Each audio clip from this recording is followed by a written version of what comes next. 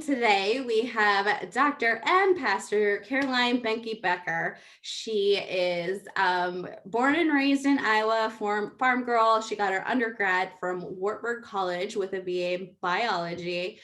She went to medical school at the University of Iowa, and she did her OBGYN residency at Indiana University. She is a board certified OBGYN, and she has a private practice in OBGYN.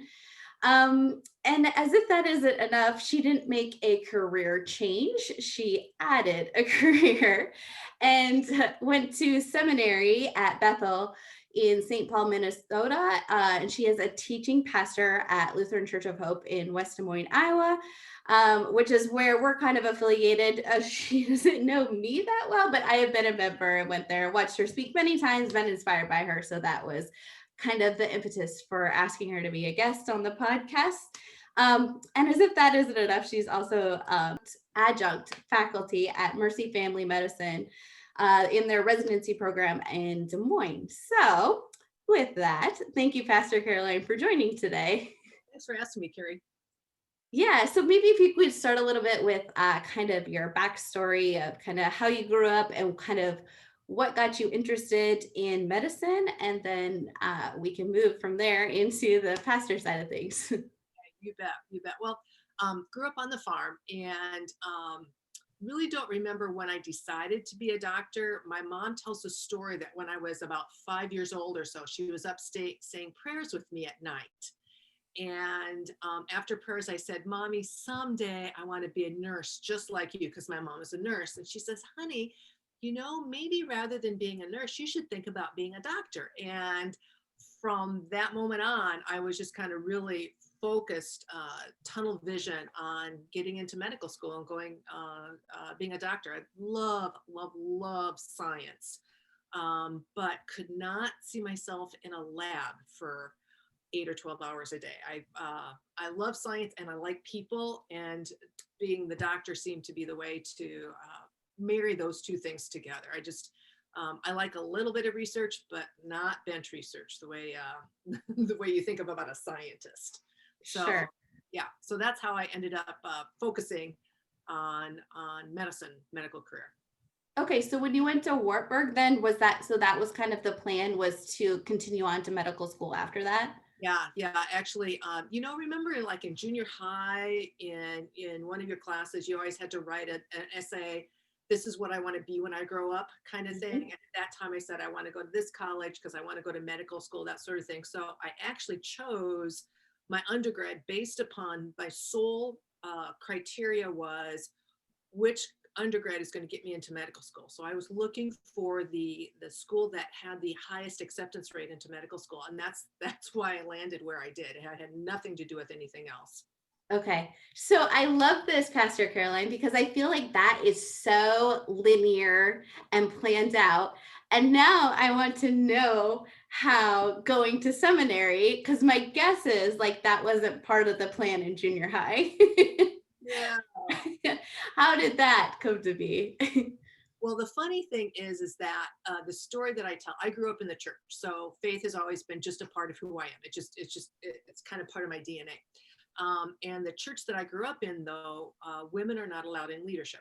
They can't be pastors.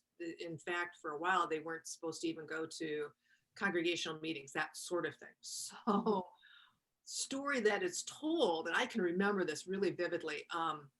It was a Sunday after church, and the sermon had been on heaven. And when I was 8 years old, it was probably the first sermon I actually ever listened to. And I thought about heaven thinking, that's the coolest thing. I want to tell other people about heaven. So on the way home to Grandma and Grandpa's, because we had Sunday dinner with Grandma and Grandpa, I leaned over and I told Mom and Dad that I wanted to be a pastor so I could tell people about heaven. And my mom says she looked at my dad and kind of like, you're going to have to tell her, sort of thing. And my dad looked up in the rearview mirror and said, well, you really can't do that because girls can't be pastors. Well, I love my dad to death, and he just has always been my biggest cheerleader. And it's dad says you can't do that. Well, okay, that's fine. I'll just stay on the doctor route. Mhm. So what happened is very, very long story short. Once we finished our training in Indiana, we moved back here then to Des Moines. At that point in time, we then had our 3 girls, and with both my husband on call and myself on call, we were never home. And the kids were really small, and it got to the point that we were missing things. And I said, I need to step back for a period of time until all the girls are in school, so that I can then be both a doctor and a mom, because it just was not working. Sure. So during that time, I started doing more Bible classes and ended up teaching at Hope. Okay. And then when I was ready to go back into medicine, I had a meeting with Pastor John, who was one of the teaching pastors, the second pastor that we called um, early on. And he said, if you're sad about going back to medicine, does that mean that God's calling you to do something else? And it was at a time in the synod that we were trying to really find other leaders for the church, that you didn't have to come out of high school to college to seminary and then, be placed somewhere. They were looking for a different model of raising up leaders. And he said, I'm on this task force. Are you willing to be a guinea pig and do something completely different? Mhm.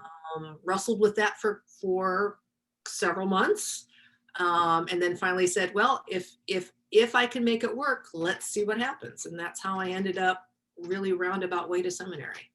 So when you were like going through that whole process, were you remembering that time when you were a kid of Yeah, saying, okay, okay, because I love that. I've always thought, when we first moved to town, I looked for Hope. I looked for Lutheran Church of Hope. And at that time, they had not completely built on the land that they had bought. And so they were meeting in an office building, and looked for it. Then finally, after the flood in 93, Pastor Mike actually rang the doorbell and said, I'm starting a new mission church, would like to, if you don't have a church, would love for you to come. And I've always thought that at that time that the angel Gabriel kind of leaned over to God and tapped him on the shoulder and said, let's just see what happens when she answers the door here on this, because it kind of flips everything around of where we were going and what we were planning to do. Yeah. Yeah. Well, and so I think it's important to point out too. So at that point, the church, our church, Lutheran Church of Hope, was like what, maybe 20 members? Yeah, when my husband and our first 2 daughters arrived, we increased the worship attendance by about 20%, because it went from like 20 to 20. We were then 24. Okay. Okay. And now attendees, like especially now that we're online, it's not unheard of for it to be in the tens of thousands, right? For attendance every week. So, I mean, even the sanctuaries, like the main one, and then there's the satellite churches as well, but the main one's 2,500 people maybe. Yeah, So yeah, it has grown a lot. it's pretty crazy to see. Yeah. Yeah. Yeah. Okay. So then you went to Bethel, and then was the plan to kind of to focus on that, or were you like, did you always have kind of that in the back of your head? You still were passionate about OBGYN and still wanted to pursue that, or Yeah, there's something about I think when you've had a goal for so long and you've worked so hard to reach it, that giving that up, for me anyway, I just couldn't see doing that. And especially with the way that OBGYN does their boarding, as long as you maintain your boarding throughout, boarding and licensing, you can actually then re-enter back into practice. And I wasn't ready to give that up. When you work like that, to walk away from it, I just couldn't. I just couldn't, right? because, and it was good because then I found a way that I can then combine the 2 of them. So Okay. yeah, Okay. So when you came back, so when you were came back for and had your master's of divinity, and then started becoming a teaching pastor, were you just doing that at that time, or did you also have your practice at that time? Your I had, OB. yeah, I had stepped away from practice at that point in time. Okay. Yeah, Okay. yeah. Okay. So how would you combine those two? Or how, like, let's talk a little bit about like the fact of, So OBGYN and structural engineering for that matter as well. They're very scientific field and everything is provable and there's satisfaction in that. And some of us are just wired that way, like the same thing, right? In medicine where everything is proof based. And so when we can go through and prove things, it's very satisfying and we can believe it. And we're in these professions as well, where we research and research, and then we feel like we know it all, so that we can implement what we have researched. And the public is requiring us to know as a lot so that we can implement it with, with good skill. But faith is completely different. Like we don't ever know it all, right? Like that's the part of it, is that God wants us to use him as that bridge, to him, right? So how did you come to that realization in your own head and heart of having faith and not being able to know it all when it comes to God? Yeah. Well, for me anyway, Carrie, what I would say is, especially in medicine, maybe more than in structural engineering, but definitely in medicine, we just don't know it all. And you hate to say this out loud, but every time you prescribe a medication for a patient, it's an experiment.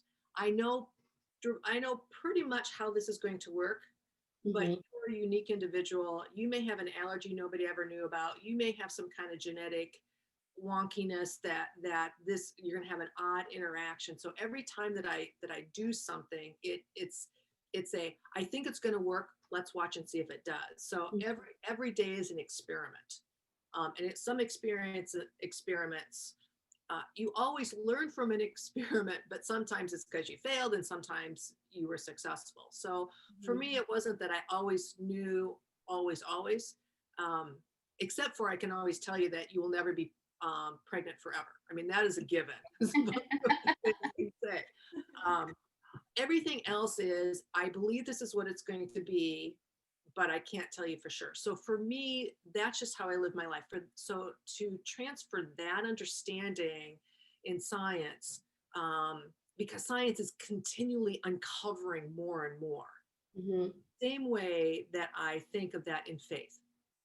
I uncover more and more about how I understand God and his work in the world and his work in my life. And so not being able to know all of it, I'm content with, because I can't know it all in medicine. I can't Mhm. know it all in faith, but I can know enough to it's not a blind step of faith. It's Mhm. really, for me, it's a very logical, rational conclusion to the information that I have right now. Sure. So Sure. for me, both of them, it's the same way of living, and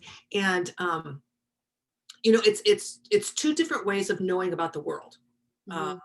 you know, science can give us the answers to certain questions, but not every question. Mhm. Uh, Art can give us answers to some questions, but not every question. And so, the people who say that you can't be a scientist and have faith just haven't understood that you can't ask questions of science that you should be asking of faith, and they get that all mixed up. Very good way of putting it. Yeah. So for me, it's science is can answer a whole bunch of questions, but it can't answer something like, um, who's the better musician, Beyonce or Bach?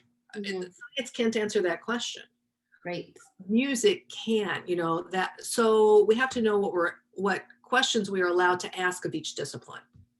So how do you use that in both professions to kind of fill the holes of, like what you can't solve everything in medicine, you can't solve everything there. So, how do you augment each one with the other to make it a whole person, right? Because that's all of our goals is to be an integrated person in every regard. So it's kind of for you, it's kind of in those two professions. How do you interchange them Right. and use So them? the way that I think about it in medicine uses a lot of science to make somebody healthy. Faith uses faith school, science school, or science and medicine especially is to make a person physically healthy. Faith is to make somebody understand a relationship so well that they're spiritually healthy. So that, especially in medicine, if you're in a situation where I cannot physically make you healthy, but that means that then I need to be really leaning hard on the relational health. That Mhm. there is something about, especially in our culture today in the United States, when people get sick, sometimes they get abandoned, they get isolated. I mean, COVID right now is just highlighting what happens to too many people. When Yeah. they get sick, people walk away because they don't know what to do. They don't know what to say. In Hmm. those situations, what you need to do, what I do and try to do, is to really bring that relational side in. Then I can't make your ovarian cancer go away, but I will never not be with you as you're walking this road, Hmm. type of thing. Then when you turn it around with faith, is it's hard for a lot of us to believe in something we can't see. Hmm. If I can bring some of the scientific mindset, there are rational ways to look at this. There are things that we can discover. You can literally interrogate the text of the Bible to Hmm. uncover and answer those questions, which then removes some roadblocks for you then to jump into a relationship. Hmm. So I see them uh, fulfill, they fill in gaps that each of them naturally will have. Sure. Sure. And when you say that, like, so like as Christians, we like it's our job to be like to behave like to show people how Jesus would treat people and to be a good example of what Jesus would do, right? So when you're saying that from an OBGYN, it makes perfect sense, right? Because you're saying that you're walking with your patients and saying you're going to be there for them. So you have that empathy, which is exhibiting that Mhm. like we're supposed to, right? So And what I love about the Gospels, and I always lean on this when I want to make my point, is the fact when you actually look at the Gospels about the story about Jesus, fully 1/4 of what the Gospels reporting are about him doing healings. And so I'm thinking, he is using the science that he gave us. I mean, science, medicine is in my estimation, it's a gift. mhm. Gift to be able to understand. It's a gift to be able to question. It's a gift to be able to inquire about what is going on. And Jesus used that gift all the time. So it's kind of like, well, of course, this is what we should be doing then. Yeah, no, I love that. That's awesome. Well, and like, so for me, I always think I have to know it all, right? Like I have to know all of the stuff about religion before I can like help someone else or before I can tell them about it. But like in reality, like we're not in control and God's in control. So it's like you just have to open the door, right? So I think that's always like on the religious side of it, I guess, or on the teaching side of it too. So Yeah, yeah, yeah. If you just let somebody know what your experience has been, that has validity, and people are willing to listen to your story, mhm. try it out for themselves. Yeah, and like the fact of that whole matter is that like God works through people, right? So it's a feeling that they have to feel and a faith that they have to Mhm. be open to, and God develops it. We don't develop it for other people. Right, exactly, exactly. Yeah, So yeah. what would be something that you're passionate about, even though we've already talked about a couple of your passions here? Well, for me, it's doing OBGYN. I did it for a couple of reasons. Number one, I like surgery. And when I Mhm. got into medical school, that's what I thought I was going to do. I had planned to be a general surgeon. Um, but once I did my general surgery rotation as a third year med student, I decided I liked the aspects of surgery. I didn't necessarily like the surgeons themselves, personality, and we just didn't click. Mhm. So OBGYN allows you to do both medicine and surgery, which I really, really loved. The other thing is I'm a huge advocate for women being able to take control of their own destiny, Mhm. and advocating for them. When I was in medical school, there was about a third of my class was women. When I did my residency, in my residency class, and it was a pretty big residency class for an OBGYN residency, there were, of the 7 of us, 5 of us were women. Now, Okay. more than 50% of docs in OBGYN are women. And there's something to be said for being able to advocate for your patients that way. So, wanting to do surgery, plus I wanted to have continuity with my patients, to be able to see them throughout multiple years of their life. Then being, quite honestly, a fairly vocal feminist, it seemed to fit really well. And so being able to advocate for women and their families is something that I know the residents think I'm crazy sometimes about. No, you've got to think of it this way. And Mhm. how is she going to actually implement this in her life, with her job, with her kids, sort of thing. I love that. And I love how the other thing I love about what you just said, Pastor Caroline, is being an advocate and like, being ambitious, right? So like and having like being a feminist or whatever, right? Like and being ambitious sometimes like I think I hate to give stereotypes, but sometimes, like a strong Christian woman, like sometimes there's the perception that they should be demure and meek. But like God made us how he made us, and he wants us to use our gifts that we have. And sometimes that means being ambitious and being bold and being loud in talking and giving examples for him. And I don't know. Yeah. Well, I've always laughed because the path that I went through for seminary and then being ordained and rostered and all that stuff was a path that nobody had ever had before. Mhm. So I ended up creating the path, and looking back on that, um, there are a lot of places where I see where God was there, but he put me through my life experiences with medicine to give me the kind of thick skin that was necessary at the time for me to be able to blaze that path, because there were a lot of things that went on that were just ridiculously stupid, and I called people out on it because I didn't need seminary and ordination for my self-worth. I already knew who I was. Mhm. And I already knew that I'm an accomplished person. I'm intelligent. I can work hard. All that kind of stuff. And so you telling me to do these things just doesn't make any sense. And no, I'm not going to. I'm just going to do it this way. Um, Allowed, I've told people it's me and my big mouth got opened the path for other people who may not have such a big mouth.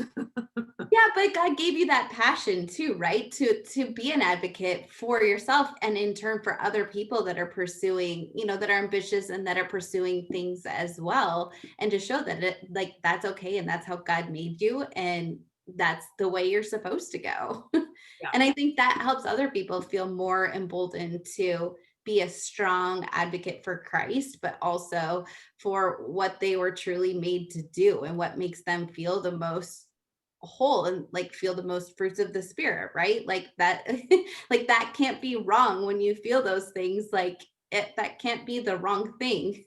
Exactly. Yeah.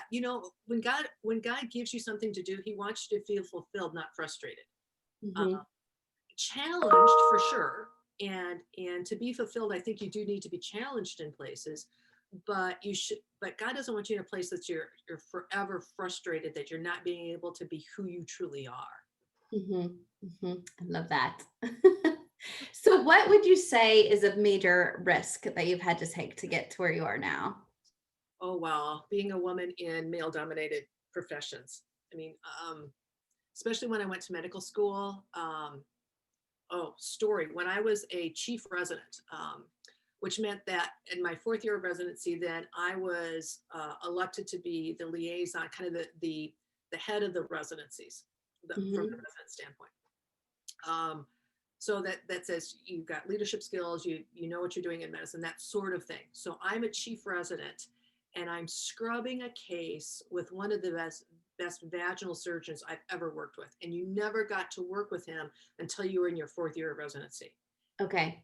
It was a great case. I was really excited about it, and I happened to be at that time about 10 or 12 weeks pregnant, but hadn't told anybody. You just knew that wasn't, you just had to be smart. So I'm scrubbing with this guy that I've been anxious to operate with. And he said, because there was another woman in my residency class who had just announced that she was about 20 some weeks pregnant. He says, you know what? I'm really glad that they're finally letting women into medicine and finally letting them, um, do surgery and all that stuff. But I really don't think that they should be allowed to get pregnant during residency. And here I am, 12 weeks pregnant, doing I didn't claw his eyes out. I wanted to, here we are, we're trying to help women have the healthiest pregnancies they possibly can. And what he's doing is saying, you as a woman, I don't want you to have both a career and a family because it's inconvenient for me. And I thought, you've got to be out of your mind. Yeah. Um, so you learn where to be quiet, and then you learn where to speak up. And that happens in medicine, and it happens a lot in ministry. There are still a lot of people who don't think women should be leading in ministry. Mhm. And I can't tell you the number of times I've had people come up to me and say, you know what, I don't think really God called you here.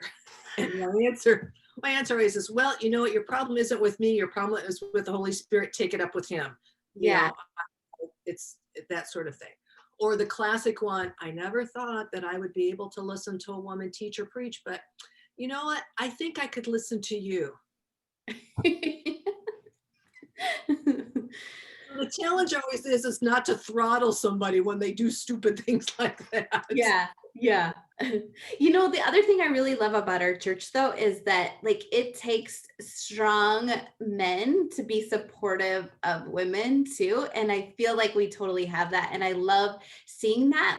And I feel like all of our pastors and all the people that I've had interactions with, like they're very loving and accepting, and no one like the judgment is out the door. And I feel like also like supporting women in career professional things, like that's also supported, and they're very vocal about that too, and talking about instances in the Bible where, you know, some of the people that Jesus picked to be very monumental figures were females, and that was like unheard of in that day. Absolutely. Absolutely. And I always love to bring up all of the strong women who were leaders, Old Testament and New Testament. And people will say, well, I've never heard about them. Says, well, it's because their voices, unfortunately, have been silenced for too long. Mhm, mhm. Yeah. Yeah. Absolutely. Yeah. Yeah. So talk about risks, right? Like that's a lot of different risks. Like you said, like to know when to speak up and when to keep your mouth shut. I mess those up every once in a while, but Don't we all?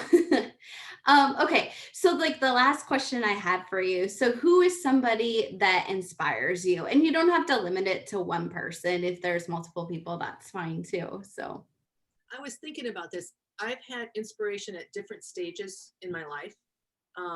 When I was young, I was inspired by my aunt because she had a PhD and was working and raising kids. And that's not that my mom was a stay-home mom. It was perfect for my mom, that sort of thing. But I just knew even as a young kid, that wasn't for me. So she always inspired me.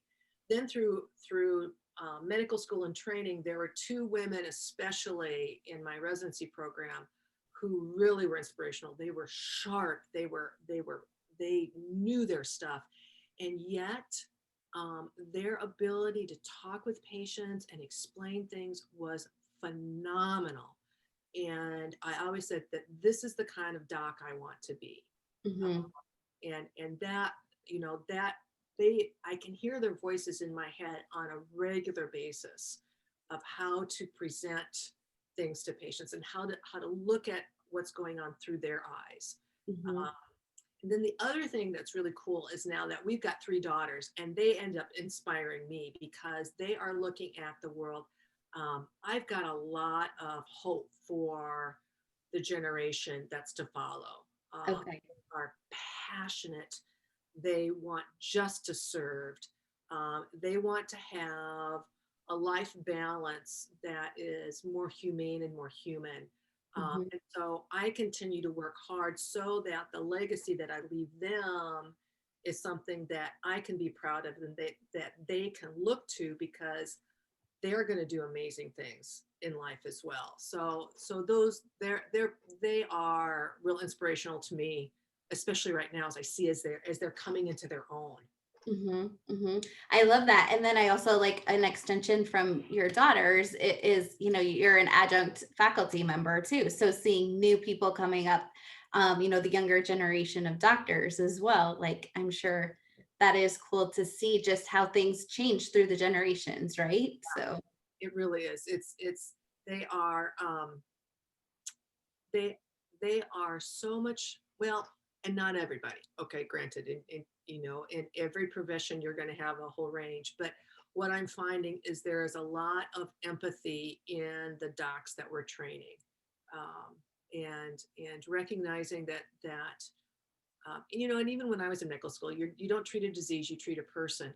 But I Mhm. think they start there, that this is the person. Now let's talk about the disease. So I'm really, really excited about how medicine is going to hopefully make that shift into a more holistic type of understanding. I love that because that's not like, so that's not something like that's kind of in you based on who you've been around. It's not something that you learn in textbooks, right? Right. Yeah. So, I always talk about the science of medicine and the art of medicine. You got to have the science right, no question about it. Because if you don't have the science right, you shouldn't be in there. But mhm. science is only as can only take you so far, and that's when the art then has to be married to that and take over. Because that's when you really are a good doctor, when you get the science and the art together. Sure, sure. Makes sense. So this question isn't on your list.